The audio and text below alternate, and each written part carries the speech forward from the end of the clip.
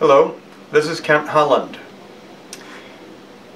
It's my pleasure to be with you today to present this course called Working on Purpose. What we're going to talk about in today's session is the time part. I call it managing time and energy more effectively. This is the second half of our discussion on time, and we'll start right off where we left in the last video. And everything seems to take longer than anticipated. So don't put 10 items down for a single day if it's not going to be possible to do that many. Spread them out more realistically, or list them in a separate column of projects and activities that you'll do in some due course. And so that's one of the things I like to do. I've got at the top of my to-do list my wish list, things that I really want to do this year, but I haven't specified the exact dates and times and days I'm going to work on them, because I've got my normal things I've got to get done that are on my to-do list. But these items are always sitting there looking at me, and I'm like, yeah, just don't forget this. I really want to do this. And I keep my schedule realistic. So, looking at an impossible to achieve list truly can cause despair or distress. Now, when I make my list that I talked about, where I've got I have more energy, I suppose, than some people do, and so I just go. I just love to get things done. And a lot of these are big items that take a lot of effort and planning. So as I mentioned, I write quite a number of books, and to do that, I'll have on my list of future activities to write a certain book. And I start preparing and getting things together. But I don't put that on my goal or my to-do list until I'm really ready to dedicate the time to it. But it's there, and it's looking at me, and I'm like, yeah, I'm going to do that. So it's more than just a thought. It's actually going to incentivize me to start planning. I'm starting to think about getting there. Then when the time comes, then I start knocking that big item down into goals that can be achieved. And I'll say, if I'm going to write a book in a year, then I need to have a chapter per month. I'm going to do a chapter per month. Then I've got to have so many sections or pages done per week. And you start really blocking it down, and then as I manage the time, it just happens. And at the end of the year, behold, a book is out. So it just works. I know it works. Now, how do we measure productivity? Productivity is measured in terms of whether we accomplish our primary goals and the activities that support those goals. And if we fill our day with dozens of activities that we diligently check off our list, but we don't get any closer to our big rocks, or we don't accomplish our big rocks, then I'd have to say we've failed. We want to make our time count to accomplish the things that are important to us. You've heard the saying, plan your work and work your plan. And I believe that in creating a good detailed plan and working that plan, it doesn't lock me into it. I don't become a slave to that plan, but rather it creates spontaneity and flexibility for me to do things that are off plan. It really liberates me to be constructively spontaneous. It will give us the freedom to do unplanned things.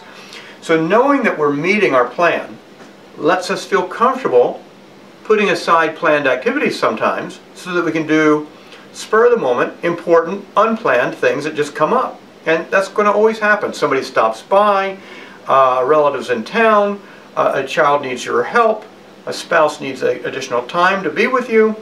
These things just happen. And if we are accomplishing our plans, then we don't feel resentful when we need to or we want to stop and do something to help somebody else or be with someone else. So it really empowers us to take the time out to spend on other activities, because we know we're accomplishing our big rock. So we don't feel frustrated, we don't feel guilty, we don't feel like, oh, I wish I were not doing this, I wish I were back working on my big rock. Well, you are working on your big rocks, and because you can say, yeah, I'm succeeding over here, I feel fine doing this over here. So we don't want to become a slave to our plan and follow it with such fervor that we fail to respond to the really good opportunities that arise. So, make room for spontaneity. Let's talk now about big picture time management. This idea is largely entrepreneurial, but it really applies to not just entrepreneurs in business, but to all walks of life. The concept was developed by someone named Dan Sullivan in a book called Strategic Coach, and this is a seminar that he teaches as well. It's really more than a seminar, it's a long period of time. He teaches people how to use these principles, and I've talked to people who have gone through this, and every one of them that I've talked to has succeeded magnificently using this process. I've used it in my own life, and I was actually using it before I read his book and realized what he called it. And he calls it free days, focus days, and buffer days. And I get to choose which are going to be which. So as an entrepreneur, I can say, well, today is my focus day. I am really focused. I am going to write. I am going to publish. I'm going to do a video today like this one. I am going to really be creative. And then another day I might say, well, I'm at work, it's Wednesday, and I ought to be sitting here being creative, but my brain is dead. I am fried. I don't feel like doing anything. I may just look at that and say, you know what, this is going to be my free day. I am out of here. I'm going to go bicycle. I'm going to regenerate. I'm going to get energy so that I can come back refreshed when the energy is flowing and I can write and I can speak again. And the buffer day is a day that's used to get ready, to have all the things in place so that on that focus day I can really work. So the focus day is used solely to create opportunities and results to meet our goals and objectives. The activities that don't directly support our goals should not be on the focus day, they should be on the buffer day. The buffer day is when we do the little chores, the activities, and the preparation that's necessary to apply ourselves without any disruption on the focus day. For example, I needed a new light for the big lamp that's lighting up this room right now. So I went out and I bought that yesterday or over the weekend. I put that in. I needed some new camera gear and a new tripod. I went out and I got all those things. I needed to make sure the conference room was cleaned up and looking good. This is my law office I'm speaking from, and I wish I were doing this somewhere other than a formal office. Working on purpose seems like I should be outside somewhere. But you know, it's probably better here with the sound system under control and no distractions. So here we are. But I got everything ready. And all I had to do today was show up, pop the camera on the tripod, and get started. This is my focus day. I've already prepared. My free day is a day that I did nothing that was work related. It was totally free of work related or money making activities. It was my day to enjoy, relax, reflect, and get a better perspective on life.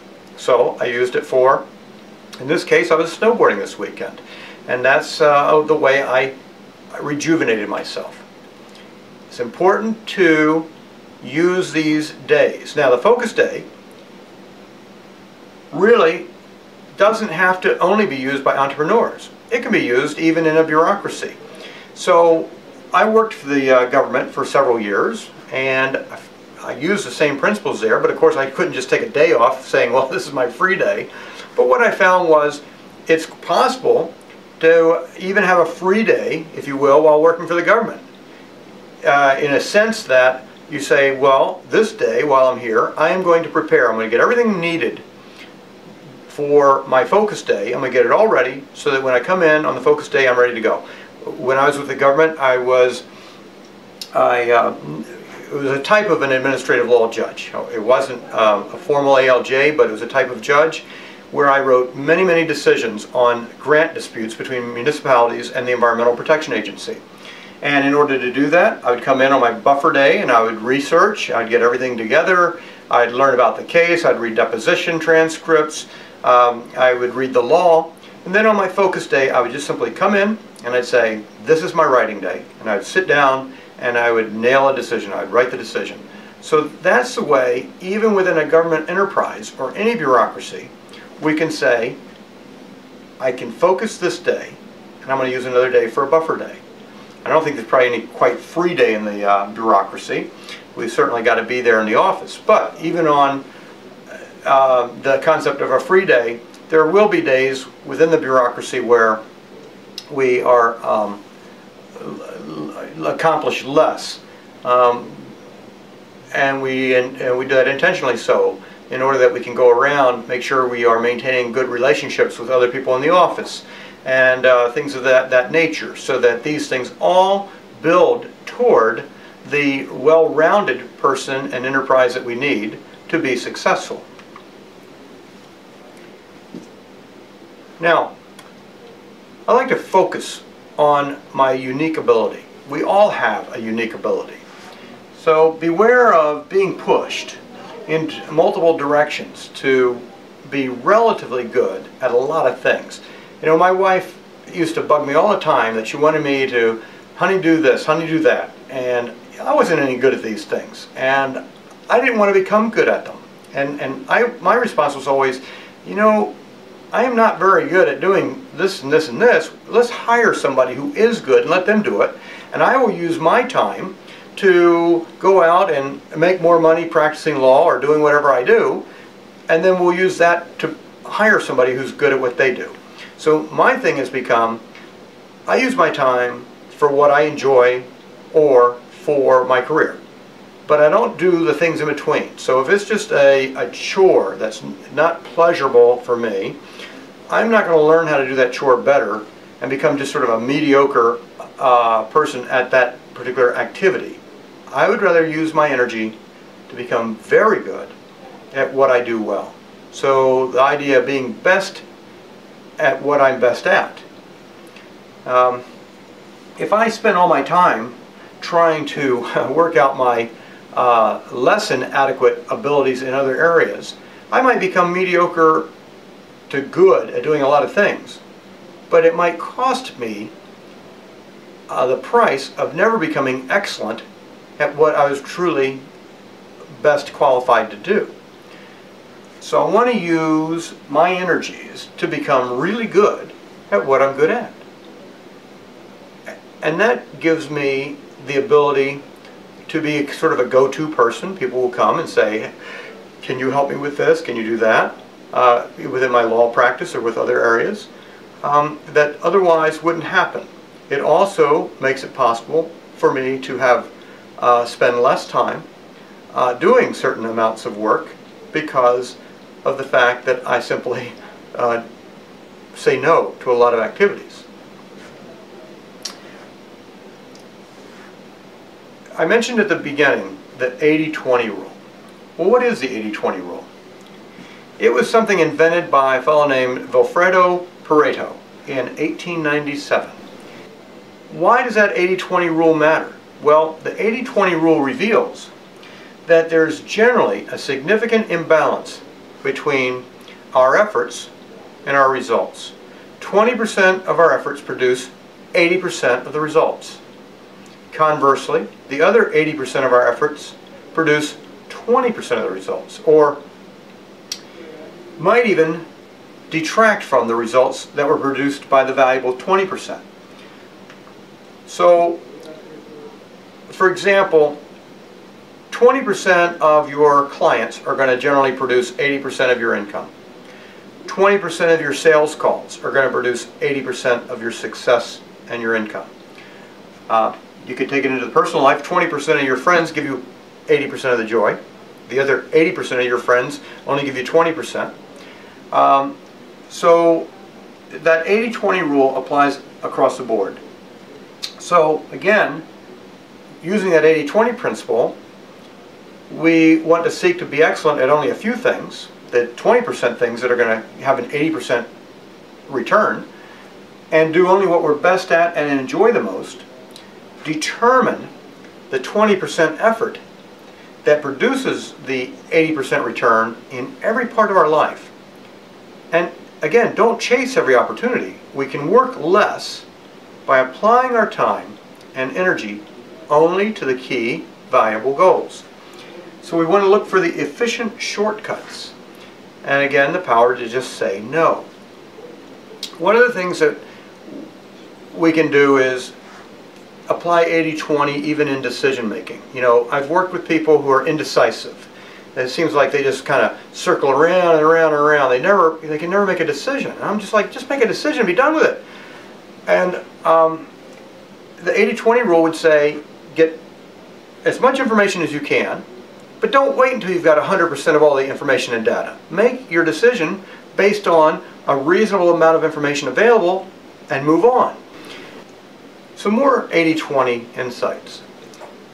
80% of the value that is perceived by customers is derived from 20% of the activities that you or your firm do. 80% of what your organization does yields no more than 20% of the benefit to your customers. 80% of the benefit from any service can be provided at 20% of the cost. Did you hear that? 80% of the value of what you're doing could be accomplished at 20% of the cost that you're actually expending or charging your client for it. For example, I can write a legal brief. I could spend 2 weeks writing that legal brief. And I would research all these books in the office here. I'd go into the computer. I could just, knock the socks off that argument. But you know what? I'd already figured out how to win the case after 3 days in research. And so in that 20% time, I've already accomplished 80% of the total argument.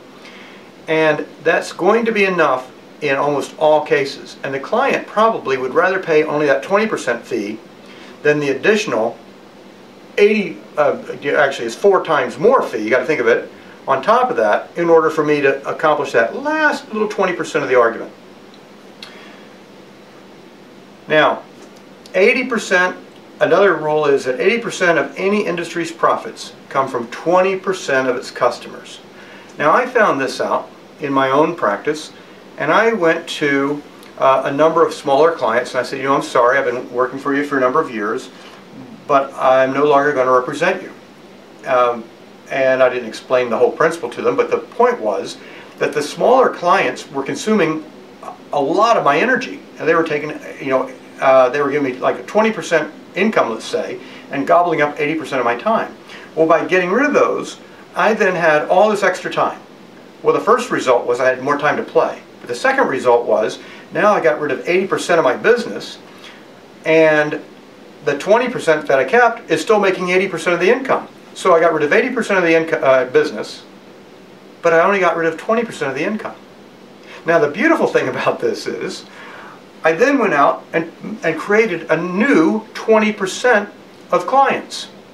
But those 20% new business created 80% type returns. So now I'm only working 40% as much as I used to, because I only have still 40% of the number of clients and the amount of business I used to do, but I've doubled my income. And that seems ridiculous, but it works. Trust me, it works. So I am able to spend less time in the office, manage the business in a way that actually produces more enjoyment for me, a better return for the client, and a much healthier income for me than I otherwise would have. So that's applying the 80-20 principle. Now, the 80-20 applies to every aspect of life. It applies to work, family, friends, play. It directly applies to how successfully we're going to be at accomplishing our goals and our mission. And this is true whether our mission is running a happy family or a successful business. It's true even if we're running a nonprofit entity or a charitable work. Some final thoughts on managing time and energy. Rather than seek marginal improvement in efficiency through time management, we need to quit some of the current activities and replace them with ones that will impact and have greater value on what we truly seek to accomplish. Our problem isn't a lack of time. It's that we busy ourselves with unnecessary 80% activities instead of the 20% that count the most. We need to figure out which activities support our big rocks and then concentrate on those. Take time for strategic planning, goal setting, managing time consistent with the purpose and the mission that you are going to set for yourself. by conforming time management skills to the 80-20 rule, we will get greater success with less effort and a lot less stress.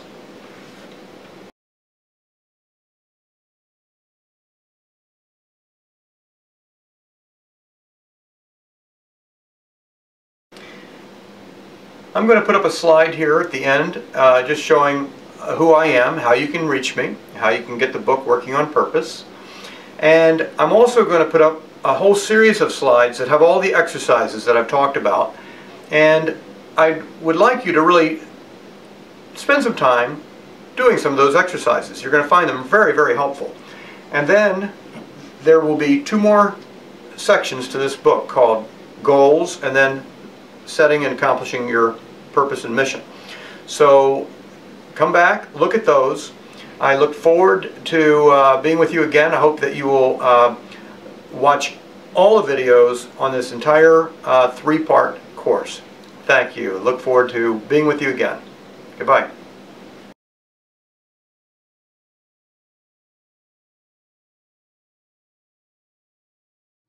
Now that you've watched the 2 videos about managing time more effectively, I hope you'll do the exercises that follow and then join me for the 2 videos on goal setting.